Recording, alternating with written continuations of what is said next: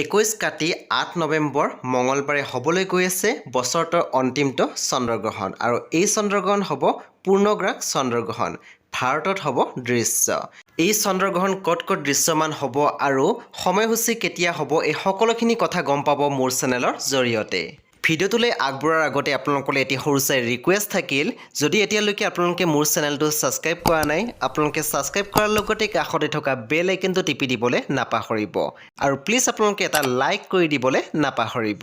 বন্ধু বান্ধৱীসকল 21 কাটি 8 নৱেম্বৰ মঙলবাৰে হ'বলৈ গৈ আছে বছৰটোৰ অন্তিমটো চন্দ্ৰগ্ৰহণ আৰু এইটো হ'ব পূৰ্ণগ্ৰাস চন্দ্ৰগ্ৰহণ আৰু ভাৰতৰ বিভিন্ন ঠাইত এই চন্দ্ৰগ্ৰহণ দৃশ্যমান হ'ব পৃথিৱীত এই গ্ৰহণ স্পৰ্শ কৰিব দিনৰ 2:39 পূৰ্ণগ্ৰাস আৰম্ভ হ'ব দিনৰ 3:46 গ্ৰহণৰ মধ্য অংক হ'ব 4:29 পূৰ্ণগ্ৰাস সমাপ্ত হ'ব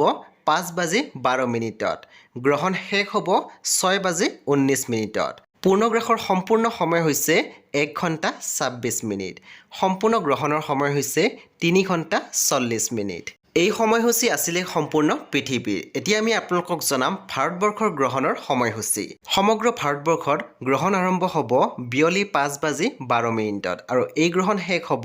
6:19 আকৌ এবাৰ মই কৈছোঁ আপোনালোকক বিয়লি 5:12 আৰম্ভ হ'ব এই গ্ৰহণ আৰু শেষ হ'ব 6:19 ইয়াতে মই আপোনালোকক জনাই থৈছোঁ যে প্ৰত্যেক ঠাই অনুযায়ী এই গ্ৰহণৰ সময়সূচী বেলেগ বেলেগ হয়